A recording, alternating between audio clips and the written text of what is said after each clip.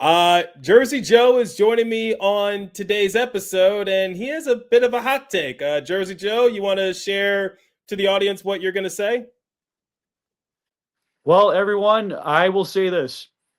Arseniy Gritsyuk, 35 goals and 60 points. Oh boy, we have a lot to break down in today's episode of Locked On Devils. Buckle up, everybody. You're Locked On Devils, your daily podcast on the New Jersey Devils, part of the Locked On Podcast Network, your team every day. Hi, this is Bryce Salvador, and you're Locked On Devils with Trey Matthews. Scores! Oh, Steven stepped up, nailed him. Brodor's got the puck. What a shot. The Devils win the Stanley Cup. Alrighty now, what is up, New Jersey? Welcome back to the Locked On Devils podcast here at the Locked On Network. I'm your host, college hockey play announcer, Devils Wire Pucks Pitchforks, and also part-time credential media member, Trey Matthews, back on my show for the first time in nearly 2 months, if you could believe it. It is my colleague over at Pucks and Pitchforks, Joseph Stanislaw, aka Jersey Joe. It's been a minute, Joe, wouldn't you say? It's been about almost 2 months. I mean, tempus fugit, as they say in Latin, time flies, especially when you're having fun during the dog days of summer.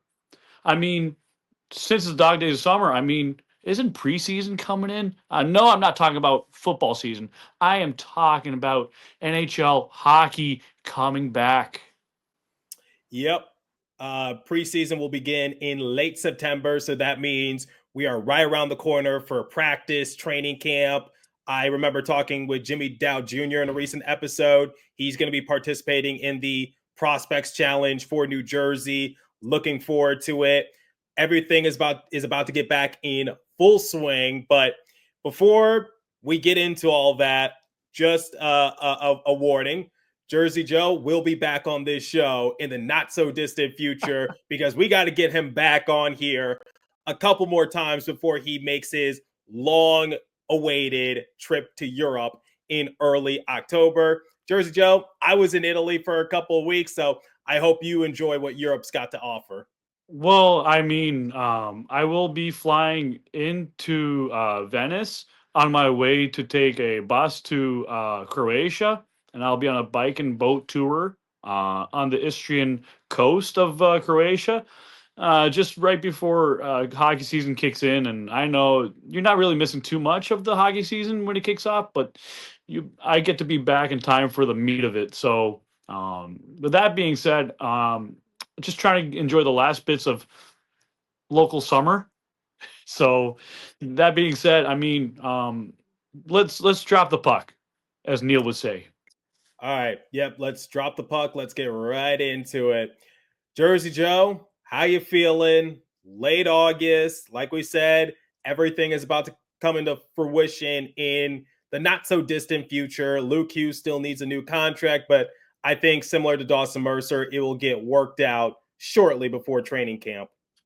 Right. And Luke Hughes is an RFA. So at this point in the season, you don't want it to linger into preseason where you do need to have a few practices under your belt, but you don't want it to turn into what a forward like when William Nylander did back when he was a younger man in Toronto, and it started to like overtake his preseason ritual, and he held out for too long, and then it kind of ate into his progression that season or two. And then I remember what was it, Hockey Central, they were talking about how it really hurt him at the time to wait out as long to get a extension.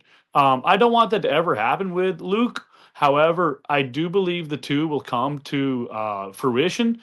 And I was talking to our guy, Jimmy, saying 1 year is not going to happen. 3 to 6 or 7 years will happen. So what did I do? I used AFP Analytics on Copilot. Thank you, Microsoft.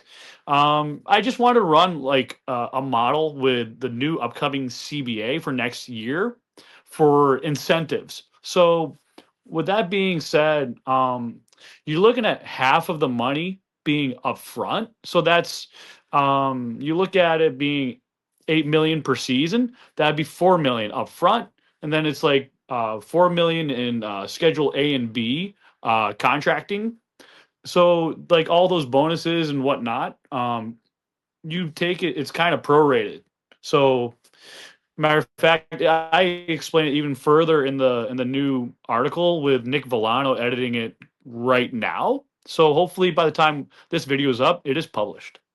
Before we continue with today's episode alongside Jersey Joe, let me tell you guys about Game Time. College football is back, and honestly, there's nothing better than the energy of tailgates and being in the stands with your fellow fans. The only downside, trying to get tickets, endless queues, hidden fees, and prices that just jump at checkout. That's why I use Game Time, the app that gives the advantage back to fans. It's the easiest way to score last-minute tickets at the best prices with no surprise fees. What you see is what you pay. I pulled up Game Time, and in just a couple taps, I saw amazing deals. I'm talking about your favorite college football games as low as $25. And if you're curious, forks up, baby. Go Arizona State University Sun Devils. I believe Sam Levitt or Jordan Tyson could possibly win the Heisman at some point. So take the guesswork out of buying college football tickets with Game Time. Download the Game Time app, create an account, and use the code LOCKEDONNHL for $20 off your first purchase. Terms apply. Again, that's promo code LOCKEDONNHL for $20 off. Swipe, tap, ticket, go. Download Game Time today. Okay, let's get back to today's discussion alongside Jersey Joe. Take it away. Yeah, my episodes go up 6:15 Eastern time all day, every day. That's what we do over here at Locked On Devils, your team every day. Here's what I've always compared Luke Hughes' contract to, or what it potentially could be. I think it would fall in lines to Brock Faber's contract when he signed an 8-year, $68 million contract extension with the Wild last offseason. So that's what I'm predicting Luke Hughes' contract to fall in the ballpark of that type of money. I've also talked about it ad nauseum on this show. Luke Hughes cannot be re-signed short term because that's going to put the Devils in a very uncomfortable position. Because if you extend him short term, let's just say you give him a bridge deal 2 to 3 years, then he'll become an unrestricted free agent. And as a result, you're going to have to cough up more money than you would like because there's going to be all sorts of sharks smelling blood in the water, looking to feast on the inside the shark tank, if you know what I mean.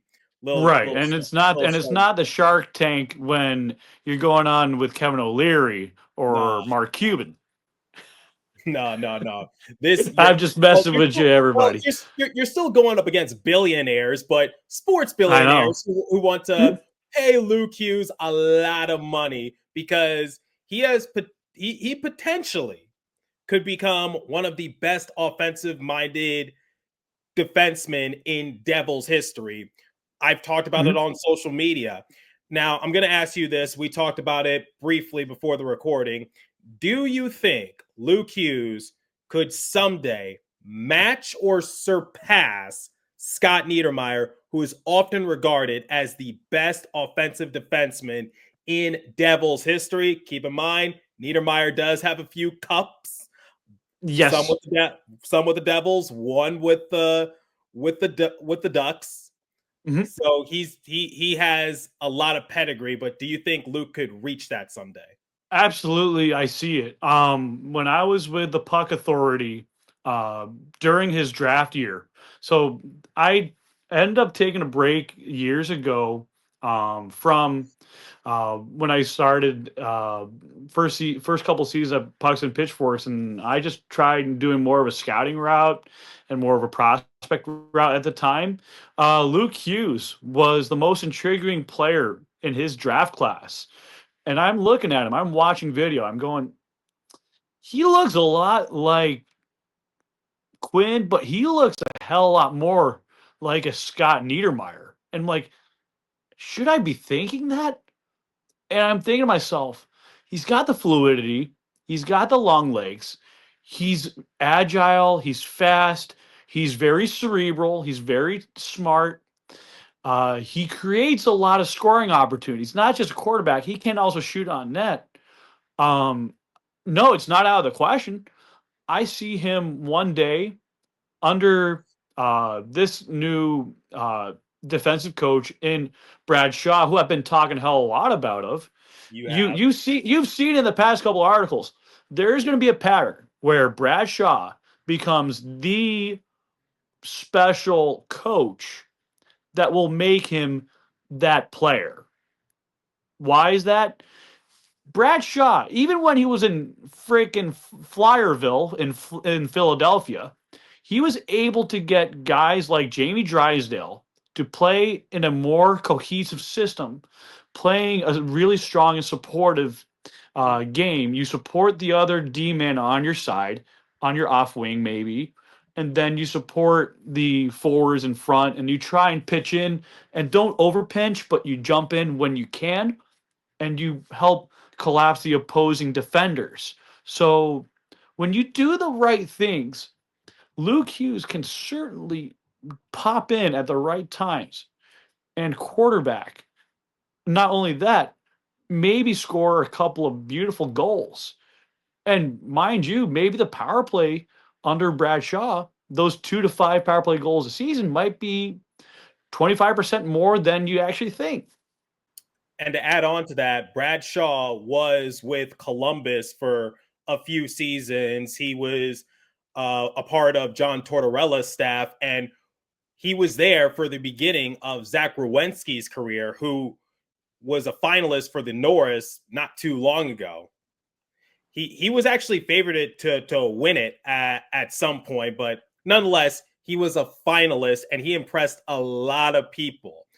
I think Luke Hughes under Brad Shaw, we could see a similar trajectory as we saw with Zach Werenski in Columbus. So I wholeheartedly get what you're saying, which is Brad Shaw can certainly elevate Luke Hughes' game. I know a lot of people were confused about the coaching changes, but Sheldon Keefe, he wants his guys behind the bench. No more other guys from the Lindy Ruff and Travis Green era. This is Sheldon Keefe's staff. He trusts Brad Shaw, and given the success that we saw with Zach Werenski out in Columbus, he's been one of their few bright spots in recent years. I think people could definitely be excited for Luke Hughes' development and Brad Shaw learning under John Tortorella, not just in Columbus, but Philadelphia as well. I think he's a no-nonsense type of guy, and he expects the very best from his players because Sheldon Keefe talked about working under John Tortorella at one point. I think Sheldon Keefe was a player with the Lightning when Tortorella was still there. I know Tortorella won a Stanley Cup with the Lightning back in 2004.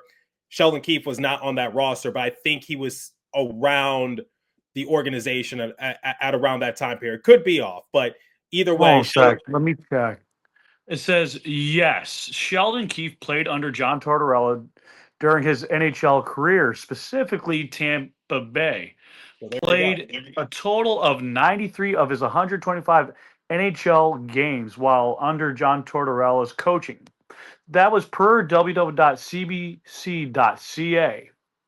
Yeah, so there we go. And I remember Sheldon Keefe was asked about it during his introductory press conference with the Devils. He talked about some of the things he learned from Tortorella. Now, I don't remember the specifics, but it was all positive. I know people give Tortorella a bad rep, but he really does care about his players. He cares about his staff. Yeah, he could be a bit of a hard ass, but it comes from a good place. And Sheldon Keefe spoke fondly of him, and I think Brad Shaw would also speak fondly of him if and when given the chance. So I'm excited to see how that relationship develops, not just for Luke Hughes, but other young defensemen like Shimon Nemitz, Seamus Casey, maybe Ethan Edwards. It's going to be a bit of a battle out of training camp. Who's going to replace Jonathan Kovacevic for the time being? I really think the way Shimon Nemets proved himself in the playoffs. He's no slouch. And you know what? He's got a bug up his rear. And I like when a player has a bug up their rear. You know why? It makes them compete better. It makes them want to play better. It makes them want to show the fans, hey, look, I got something to prove. And you know what? With a new defensive coach comes newer expectations and better standards. And when you have those better standards, a guy like Nemets is more defensive minded, yes, but he can still chip in pucks on net and yield really good points that become crucial points. And maybe someone of Dawson Mercer's right up against the net and potentially chips one in right off a rebound. And that's a proven important 2 points where the Devils get against the Maple Leafs, against a team that's coached by another hard butt in Berube. And the Devils get that important 2 points to cushion them from Carolina and another maybe 2 to 4 points away from maybe the Capitals. I mean, you need to build your points bank early on. Yeah, I mean, look, the playoffs I'm not really too concerned about. I think the Devils will be in the playoffs, barring anything catastrophic happening. I would give it a 90% chance, given how weak the Metro is, and obviously with the amount of Metro games that the Devils will participate in. I think they'll be just fine, but don't fall into too many trap games because that's what got them in trouble a couple seasons ago. All right. Let's shift gears. Let's talk about a prospect that you have been talking about for years on my show, on your platforms. That is Arseniy Gritsyuk. A few days ago, I did an episode reacting to hot takes, and you left a comment saying Arseniy Gritsyuk, 35 points as your hot take. I'm going to be honest with you, Joe. That's not really a hot take. I think a lot of people anticipate for him to have anywhere from 35 to 40 points. I talked about it with Ace over at Running with the Devils, but give me your thoughts on Gritsyuk and why was that considered a hot take? So, like, for me, I'd like to undershoot. I like to look at different various models. I do use AI just to back it up, but like I like to compare other players from Russia with other calibers. And I still think he's going to hit a minimum of 22 goals. 35 is that perfect high number where it's not 44, it's not 50, it's not 70. It's right there. It's not too high, it's not too low, but like for a rookie still that's coming out of Russia, learning the NHL size rink, that is a fair high expectation for a hot take. So I haven't seen a Devils rookie score that many goals in years. So I think in Devil standards, it's a hot take. So do you mean 35 goals or 35 points? 35 goals. Oh, you said 35 goals? I said 35 goals. Wait. 35 goals. And I do see him hitting around 65 points. Whoa. Okay, now that's a hot take. That you're asking him, who's most likely going to be on the third line alongside Dawson Mercer. You're asking him, a first-year player, to eclipse 30-plus goals. Yeah. Well, here's my thing. He's not just going to be on the third line. He's also going to play on the second line at times and then get power play time. Well, the thing is, he's not going to be on the top power play unit. And even if he does get power play time, it's going to be like with the second unit or no power play time at all. You never know what Sheldon Keefe might throw out there. But look at someone like Timo Meier. Meier was on the second power play unit a good chunk of the year before Jack Hughes got hurt, and he couldn't really capitalize much on the man advantage. Now, here's a funnier take. I have Timo Meier on the right wing. I have Nico centering on a power play. Then I have Gritsyuk on the left wing on power play 2. So that would leave three-headed monster for teams to try and think about covering one of those three forwards. Now, just try that. You got Simone Nemeth or Brett Pesce on the right side on defense. Then you add in potentially Luke Hughes on the left side or Jonas Siegenthaler. You're asking to chip pucks on net, and you're going to have guys who are less likely to pass, but more so shoot. I would expect Timo Meier to be the body up front on a power play, and I believe the Devils will do just fine under Jeremy Colleton once again. But with a guy like Gritsyuk adding scoring depth, I think it is going to happen more frequently. Okay, so just for reference, just full disclosure, Nico Hischier scored 35 goals last year, and he's one of the top players on the Devils. He's the glue. He's the captain of the organization. He scored 35 goals last year. So you're expecting Arseniy Gritsyuk to just come in. I think he's going to be special. Don't get me wrong, but have 35 goals. It's not far-fetched. Jersey Joe, I say this with love. I say this with respect. It is far-fetched. 35 goals his first year. And with those types of numbers, he'll be in the running for the Calder. Yeah, and you know what? He wouldn't be the only guy to do that in NHL history from a rookie standard. Okay, but Jersey Joe, I'm going to push back on that a little bit.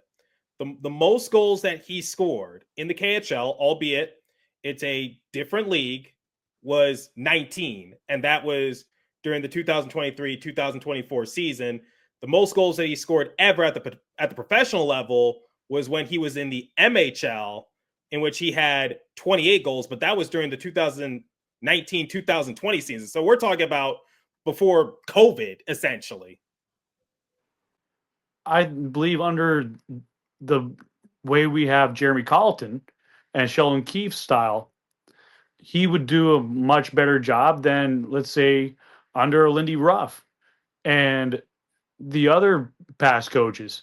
I see him doing his magic more. Plus, you have a lot of other options being up front and being screens. And the Devils sorely need a guy who can snipe, and he's a good shooter. And they need to take him onto that wing. And he's got one hell of a one-timer, too. Not just a really good wrister and a snapper, but a really good one-timer. I don't doubt that he's going to be a good player. I think he definitely could do a lot of special things, but I think you have to keep your expectations somewhat moderate because that's a lot to ask out of him. And if he's able to do that, then Devils got depth scoring and they need to re-sign him ASAP to a lengthy extension. But at minimum, he's going to hit 22 goals. Okay, minimum, you say 22 goals. Minimum 22. Highest 35. Highest 35. So somewhere in that ballpark. 22 to 35. Yep. Because I don't see him slacking off like a Tatar, I'll tell you that. It's just the way I'm looking at him. Like, I want to shoot for a bit of the moon, but I'm not shooting for the bottom. Well, I think Gritsyuk will be a great player, but my thing is like, I really hope Tom Fitzgerald is right in his assessment because I think here's what the front office is banking on: Gritsyuk to have a impactful year, so that way the Devils have depth scoring because they've been struggling to fill the void that was left by Tyler Toffoli a few seasons ago. And he's a really good skater. I don't doubt that he's going to be a good player. I think he definitely has a bright future. I've said it on this show. But my thing is like 30 plus goals. I just don't know. I personally don't see it. I could be wrong. And we're just going to have to wait and see. My thing is like he'll be on the third line for the most part. Yes, he'll play second line minutes. I'm struggling to see if he'll get top power play time unless he really shows out. I have expectations for Gritsyuk, but I don't really know. I wouldn't be surprised if a guy like him goes up big time against the New York Rangers in those 3 games, and I wouldn't be surprised if he really takes off on the Flyers. Especially they have that goalie Kolosov. because they definitely need someone who knows some of those other Russian goalies and those Belarusian goalies that played in the KHL. And you need someone who's familiar with those guys, especially going up against a Shesterkin and a Sorokin in the Islanders. But here's the other thing. You will have someone who has a potential to cut down those New Jersey Devils getting shut out by half, maybe. So think about those games last year. The Devils could have won and got a much better playoff spot. Yeah, I mean, look, I think Gritsyuk, I have decent expectations for him. I think if he doesn't get 35 goals, he'll get 35 points, 35 to 40 points. And James Nichols of New Jersey Hockey Now said that's solid middle forward depth, which Gritsyuk, I think, could definitely provide. Look, everyone, Gritsyuk is all in, like so all in. I know a lot of people are complaining, saying that they're not seeing Jack Hughes working out or posting his workout on social media. And I'm just like, we really need the season to start, because I think people are getting bored of talking points. But here's a quote from Russian outlet RT that was actually originally sent to me by Jersey Joe some time back, and now I'm finally getting to it, and I find it incredible. This is a direct quote, because Gritsyuk is now divorced. He was married to a professional gymnast. He said, "I wanted to focus on hockey so badly. At some point, the family unfortunately faded into the background." Once again, that's a direct quote from Gritsyuk, translated to English. So, barring a complete bad translator, that's what Gritsyuk said. Right. An interpreter for that. I always tell people, like, every hockey player is a human. They do have really great skills and talents, but at the end of the day, we're all human beings, but we all have our own special gifts. So Gritsyuk is one hell of a hockey player. It's just that maybe off ice, he's struggling with a few things that he just can't control right away, but he's going to try and make up for it. But I think, focusing on his career now, he'll be A-okay, but I can't really speak for the guy. I wish I could, but yours truly, I was a child who lived through a family divorce. Before we continue with today's episode, let me tell you guys something. We have an important request. Locked On wants to hear from you. We put together a survey to learn more about our listeners and make your favorite podcast even better. This is your chance to tell us what you like, what you don't, and answer questions about our advertising. Go to lockedonpodcast.com/survey to get started. Everyone who completes a survey will be entered for a chance to win one of 10 $100 Amazon gift cards. Again, that's lockedonpodcast.com/survey. You can also find the link in the show notes. Thanks for helping us out, and I hope you're enjoying Locked On Devils. Okay, it's time to close things out with Jersey Joe. Take it away. Once again, we're definitely not going to speak on his home life or things like that, because we don't know. We don't know. We just know that unfortunately it didn't work out with his now ex-wife, and he's so focused on hockey that he even admitted that his family life sort of just faded into the background. Once again, right, his words, not ours. Not ours. But yeah, I think Gritsyuk is definitely going to be a special player.